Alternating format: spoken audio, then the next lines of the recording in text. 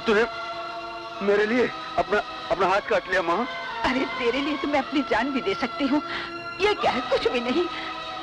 तू जल्दी से यहाँ से भाग जा। अच्छा आता ही होगा, भाग जा यहाँ से, जा। माँ, तू मुझे जाने के लिए कह रही है, लेकिन तू जल्दी से तुझे इस हालत में देखकर जाने की नहीं।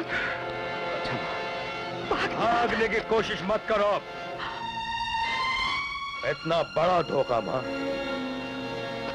एक पुलिस ऑफिसर की माँ एक बदमाश को बचा रही है, एक खूनी को बचाने के लिए अपना खून बहा रही है। ये तो पापी है माँ, लेकिन तुम तो साक्षात गंगा हो। सच बोलने वाले तुम्हारे नाम की कसम खाते हैं, और इस गुंडे ने तुम्हें झूठ बोलना सिखा दिया, तुम्हें गुमराह कर दिया। क्या एक माँ अपने ही बेटे को धोखा दे रही है? शर्म आनी चाहिए तुम्हें। शर्म तुझे आनी चाहिए, जो माँ को बुरा भला कह रहे हो। जो कुछ कहना मुझसे कहो। इस देवी जैसी माँ को कुछ कहने का तुम्हें कोई हक नहीं। अरे तुम किस मुंह से देवी की बात करते हो? तुम तो मंदिर की देवियों के बदन से जेवर तुम उतार लेते हो। कितनी देवियों के माथे से तुमने उनका सुहाग नोच लिया है। तुम क्या जानो माँ क्या होती है, बहन क्या होती है, बेटी क्या होती है। तुम जैसे लोग तो सिर्फ चोरी करना जानते हैं, डाके डालना जानते हैं, खून करना जानते हैं। लानत उस माँ पे, उस बाप पे जिन्होंने तुम तो इसके बाप के बारे में एक लफ्ज भी कहा था। तुम जानते हो इसका बाप कौन है, इसकी माँ कौन है, और ये कौन है? तुम तो सिर्फ इतना जानते हो, ये खूनी है, हत्यारा है, कोबरा है। लेकिन ये सब झूठ है, ये सब झूठ है अजय। मैंने आज तक इसे सच बोलने से रोक रखा था, इसलिए कि तुम सच का सामना नहीं कर सकते। लेकिन आज तुम्हें सच का सामना करना पड़ेगा। और सच ये है कि ये आदमी तुम्हारा बड़ा भाई है। नहीं! और इसकी माँ तेरी माँ है, इसका बाप तेरा बाप है। नहीं! अजय, मेरे छोटे भाई, हमारे परिवार पर क्या कहर टूटा है, किस तरह हमारे बाप का कत्ल हुआ था। तुझ में हिम्मत है तो सुन।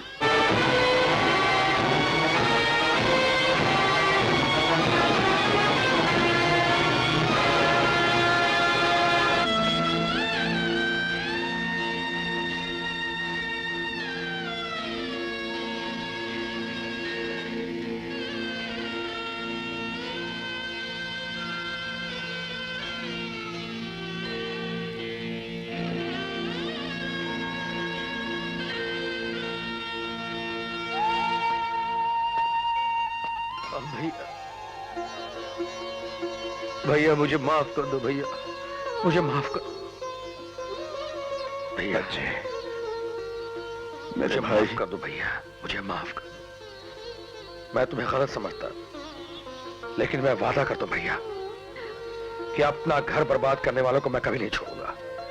उन्हें कानून के हवाले करके तुम्हें इंसाफ दिलवाऊंगा भैया। किस कानून की बात करते हो और कौन से युग की बात करते हो?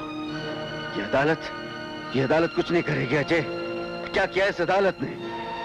जब बेकसूर बाप को फांसी के तख्ते पर चढ़ा दिया गया, उसके बेगुनाह बेटे को कोबरा करार दे दिया गया। ये अदालत कुछ नहीं करेगी।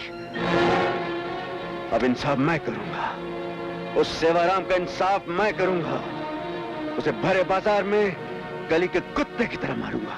नहीं भैया, नहीं, तुम ऐसा कुछ भी नहीं करोगे। देखो, तुमने आज तक कानून को अपने हाथ में नहीं लिया है, तुमने आज तक कोई अपराध भी नहीं किया है, और मैं अब तुम्हें कोई अपराध करने नहीं दूं भैया। अपराध? तू कानून का रखवाला है न रे, इसलिए इंसाफ को अपराध समझता है, और तेरा कानून सजा देने के लिए वक्त जाया करेगा, गवाही ढूंढेगा। मैं वक्त जाया नहीं करूंगा, मैं उसे सजा देकर रहूंगा। अब मुझे कोई नहीं रोक सकता। नहीं भैया नहीं, मैं तुम्हें कानून अपने हाथ में नहीं लेने दूंगा भैया। भैया मैं कहता हूं रुक जाओ प्लीज भैया, मैं तुम्हारा हाथ जोड़ता हूं भैया, रुक जाओ। मुझे गोली चलाने में मजबूर मत करो भैया। भैया मैं आखिरी बार कह रहा हूं, भैया रुक जाओ, रुक जाओ भैया, रुक जाओ। तुम इस निर्दोष के पीछे पड़े हो, बड़े कानून और इंसाफ की हिमायती बने हो, तो जाकर उसे गिरफ्तार करो जिसने तुम्हारे बाप का खून किया है, जिसने तुम्हारी माँ को घर से बेघर कर दिया, जिसने तुम्हारे भाई को खूनी और डाकू बना दिया। जाओ गिरफ्तार करो उसे, जाओ।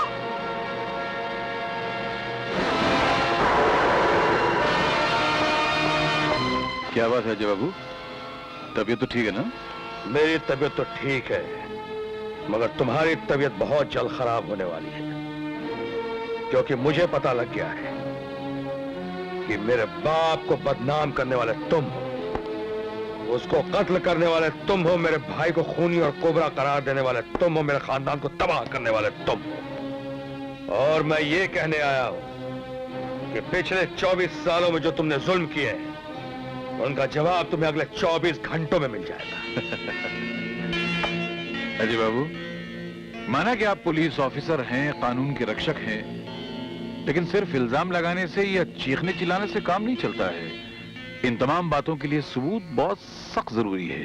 सबूत भी मिल जाएगा सेवाराम, लेकिन मैं तुम्हारे तरह धोखे से वार नहीं करता, इसलिए तुम्हें यह बताने आया हूं कि कल शाम सूरज ढलने से पहले तुम्हारे चेहरे से शराफत का नकाब उतार कर तुम्हें गिरफ्तार करूंगा। अपनी बर्बादी का जश्न मनाने के लिए तुम्हें 24 घंटों की मोहलत और देता हूं।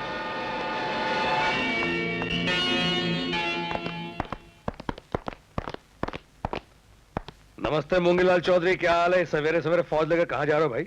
I am sorry sir, Delhi की क्राइम ब्रांच आपके मकान की तलाशी लेना चाहती है। ये रहा सर्च वारंट। अरे लेकिन क्यों? रिपोर्ट मिली है कि आपके घर में कोबरा के चुराए हुए मंदिर के जेवरात हैं। क्या? तुम्हारा दिमाग तो ठीक है इंस्पेक्टर? एक काबिल और ईमानदार अफसर पर इल्जाम लगाते हुए तुम्हें शर्म आनी चाहिए। देश की सेवा करते हुए जिसे ये भी नहीं मालूम कि दिन कब होता है, रात कब होती है। तुम चले जाओ यहाँ से। नहीं मां, नहीं, इन लोगों को अपनी ड्यूटी पूरी कर लेने दो। जेंटलमैन, आप लोग शौक से तलाशी ले सकते, चलिए।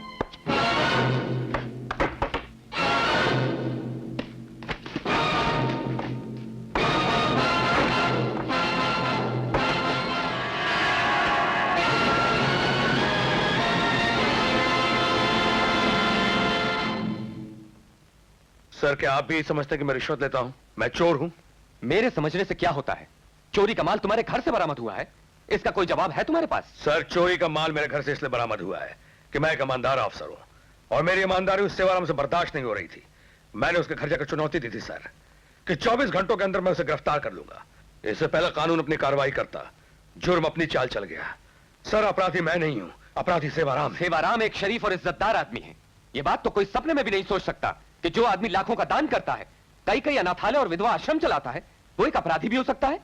तो मैं जरूर कोई गलतफहमी हुई है। सर, गलतफहमी मुझे नहीं, बल्कि गलतफहमी उन लोगों को है जो ये समझते हैं कि मंदिर में दान करके जल चढ़ाने से दुनिया के सारे पाप धुल सकते हैं। सर, चंद अनाथालय और विधवा आश्रम खोलने से वो माथे के सिंदूर वापस नहीं लग सकते जो सेवाराम ने उनके पोष दिए हैं। वो खून के देते नहीं सूख सकती जो सेवाराम ने बहाए हैं। लगता है सेवाराम से तुम्हारी जाती दुश्मनी है, इसीलिए शायद वो कह रहा था कि तुम और कोबरा भाई हो। नहीं सर, कोबरा मेरा भाई नहीं है, बल्कि मेरे भाई को जबरदस्ती कोबरा बना दिया गया है। लेकिन जो माल कोबरा ने मंदिर से चुराया था, वो तुम्हारे घर से कैसे निकला? सर, ये सब सेवाराम की चाल है। कोबरा मेरा भाई कभी नहीं हो सकता, और अगर कोबरा मेरा भाई हुआ भी तो मैं एक पुलिस ऑफिसर हूं सर। मेरा कर्म, मेरा धर्म, मेरा ईमान कानून की हिफाजत करना है, और कानून की हिफाजत करने में अगर मुझे अपने भाई पे गोली भी चलानी पड़े तो मेरे हाथ पीछे नहीं हटेंगे सर। मेरा विश्वास कीजिए सर, अपने आप को इन शरीफ बदमाशों की चाल में लाकर हमारे हाथ मत रोकिए, हमें अपनी ताकत का इस्तेमाल करने दीजिए सर। फिर वो दिन दूर नहीं होगा जब हम पुलिस वाले इस देश से अपराध की जड़ों को काटकर हमेशा हमेशा के लिए फेंक देंगे। मुझे एक मौका दीजिए सर, मैं पुलिस की इस वर्दी की कसम खाकर कहता हूं कि मैं असली कोबरा और सेवाराम को गिरफ्तार करके रहूंगा। कानून मुझे इस बात की इजाजत तो नहीं देता, लेकिन अपनी जिम्मेदारी पर मैं तुम्हें एक मौका दूंगा। पहले अपने भाई को गिरफ्तार करके लाओ।